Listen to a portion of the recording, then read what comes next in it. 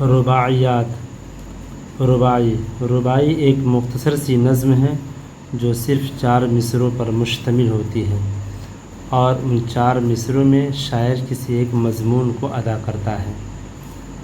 رباعی عربی زبان کا لفظ ہے جو ربع سے مشتق ہے، جس کے معنی ہے 4، اس لیے 4 مصرعوں والی نظم کو رباعی کہا جاتا ہے۔ رباعی کا پہلا، دوسرا اور چوتھا مصرع ہم قافیہ ہوتا ہے، جبکہ تیسرے مصرعے کا قافیہ ان سے جدا ہوتا ہے۔ رباعی ایک مشکل فن ہے۔